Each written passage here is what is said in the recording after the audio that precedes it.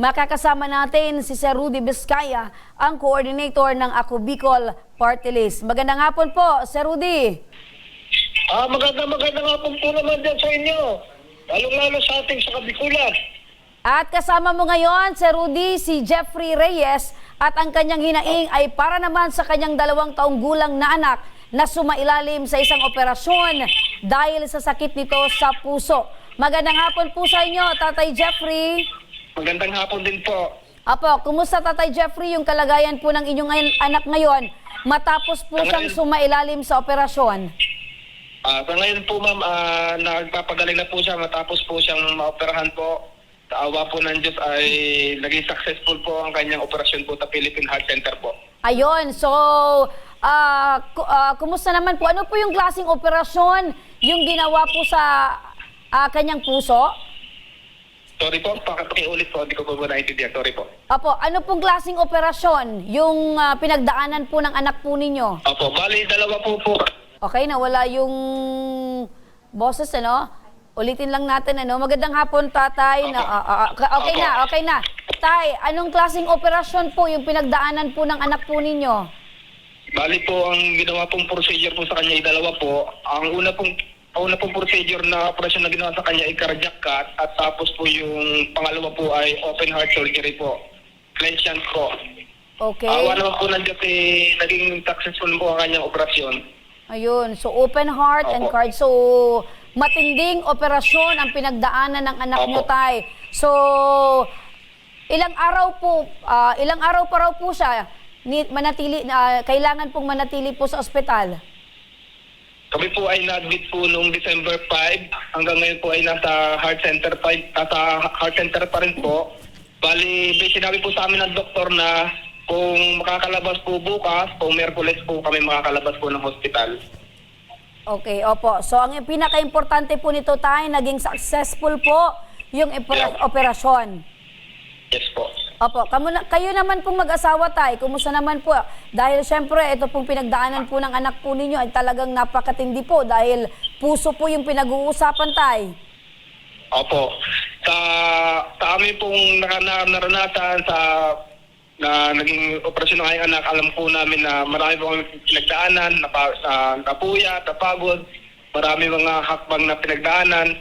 At sa awa po ng Diyos ay marami din naman po tumulong na sa amin para maoperahan po ang aming anak. At lubos din po kami nagpapasalamat sa mga taong tumulong po sa amin, lalo na po ang Bicol Party List, lalo na rin po kay Congressman Saldico at kay Sir Rudy Vizcaya po na siya po yung tumulong para mabigyan po kami ng pandagdag pa sa aming hospital bill po. Opo. Tay, kayo po, ano po yung hanap buhay po ninyo at si Mrs.? Ang misis ko po ay wala pong trabaho dahil po ang aking anak po ay kambal. So siya po yung nag-aalaga po ng aking anak. Tapos ang trabaho ko naman po ay pahinanti po, delivery po ng itlog po. Ay, opo. So, at least po, Opo. napaka-buti po ng ating Panginoon dahil kahit ganyan lang po, yung mga kinikita natin para sa pamilya ay talagang nakakaraos po, tatay. Opo. Opo. Maraming salamat po. So, ngayon po, tatay, paano po yan? Paano nyo po natutususan itong pangangailangan po ng anak po ninyo? Meron pala po kayong kambal. Opo, may kakambal po kasi yung anak ko po na naoperahan. Yung po ang aking pong 2 po ang aking anak po, kambal po. Bali po, ang aming pong kukuha po ng panggastos po pang araw-araw habang nasa ospital po kami at habang nag-aasikaso po ng mga requirements po sa ospital ay yung mga taong pong tumutulong din po sa amin, sa aming bayan at sa mga kamag-anak din po na nagbibigay din ng konting tulong para sa aming mga gastusin sa mga bibili gamot po. Opo. So, nababanggit nyo tayo na merong kakambal itong anak nyo. Kumusta naman po yung kakambal? Healthy naman po? Opo, napaka-healthy naman po. Awa po ng Diyos ay wala naman po siyang sakit. Wala na po siya sinilang po. Ayun. So, yun ang pinaka-importante tayo dahil healthy yung isa at yung isa naman po ay naging successful yung kanyang operasyon. Ngayon po, tatay, kumusta po yung pakiramdam nyo? Ano po yung gusto nyong sabihin sa Panginoon dahil naging successful po yung operasyon ng anak po ninyo? Yes po. Ako po ay sobrang saya. Lubos po ang aking pasasalamat po dahil nabawasan po ang aking pangangamba sa aking anak na nung una po ay nahihirapang huminga nakikitaan ko po siya na bakit sa akin po dumating po ang gatong pagsubok, bakit po kailangan po namin dumating sa gatong pagsubok. Sa ngayon po ay napakalubag po ng aking pakaramdam dahil operahan na po ang aking anak, nabawasan po ang aking isipin, ang aking problema. At nagpapasalamat po talaga po ako dito at nakapunta po ako sa Ako Bicol Party List para humingi po ng tulong at hindi po nagdalawang isip po, nabigyan po ako ng tulong ni Sir Rudy Vizcaya po para nung makita niya po nga yung mga papeles at chinek niya po nga yung mga papeles ay nakita niya po na kailangan ko nga po talaga ng tulong at hindi po siya nagdalawang isip na bigyan niya po ako ng tulong para sa aking anak po. Kaya sobrang nagpapasalamat po talaga ako sa Ako Bicol Party List. Mabuhay po kayo at Ako Bicol Tabang, ora mismo. Ayun, ano po ng mensahe niyo po, tatay, ano? Pero, syempre, tatay, hindi pa po dyan nagtatapos yung tulong mula po sa Ako Bicol Party List. Ano pa po yung pinakakailanganin niyo po ngayon para po naman ay matugunan pa rin po ng Ako Bicol Party List? Ngayon po, ang aking pong, yun nga po, habang po siya nagpapagaling pa po, may mga kailanganin pa nga po kami mga bibili mga gamot habang nagpapagaling pa rin po siya. Although kami po ay nakaalis na po sa hospital, alam po namin na mayroon pa po kami pagtataan ng mga gastusin para sa mga gamot po ng aking anak at saka po sa mga araw-araw din po na ipang gastusin po. Okay, lubos-lubosin na natin ang paghingi ng tulong kay Karudi. Karudi! Magandang umaga po muli dyan sa inyo. Opo, Karudi. Itong kababayan natin ito. Itong araw na to ay araw ng People's Day ng Ako Bicol Party List. Araw ng pagtulong sa ating mga kababayan dito sa NCR.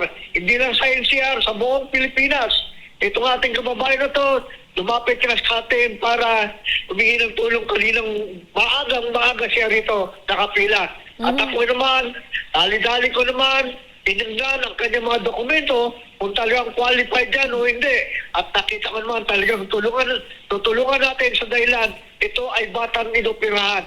Kaya, sa madaling salita, tumawag kagad ako sa ating buting Congressman Saldico upang ipagbigay alam ang problema ng isang kababayan natin para sa hospital bill. Ayun. So, napakinggan mo, Sir Jeffrey, kahit natulungan na kayo sa operasyon ng Ako Bicol Party List ay hindi pa rin kayo pababayaan dahil yung hospital bills pa nyo ay sagot pa ng Ako Bicol Party List. Karudi! Ito na po. Tungkol kagad sa akin ng ating buting Congressman Saldico. Bigyan mo na kagad dyan ng 100K. Ora mismo. Ito na nga, hawak-hawak na niyang kanyang guarantee letter at akasin pinagawa. Ayun, Sir Jeffrey. Hawak ko na po yung binigay po sa akin ni Sir Rudy Vizcaya po na guarantee letter na para po sa hospital bill po. Ayun, so the moment na yan ay maibigay mo na sa ospital, kayo ay lalabas na ng ospital. So, kumusta po, Tatay Jeffrey, ang pakiramdam? Sobrang galak na galak po dahil po sa laking tulong po talaga po dito para sa aking anak po para po kami ay mabayaran po namin ang aming hospital bill po sa Philippine Heart Center. Kaya maraming salamat po talaga sa Ako Bicol Party List, kay Congressman Saldico at kay Sir Rudy Vizcaya po. Maraming salamat po. Mabuhay po kayong lahat po. Maraming salamat din, Tatay Jeffrey, at manatili po kayong mabuting tatay para naman po sa inyong mga anak. Maraming salamat. Salamat din po.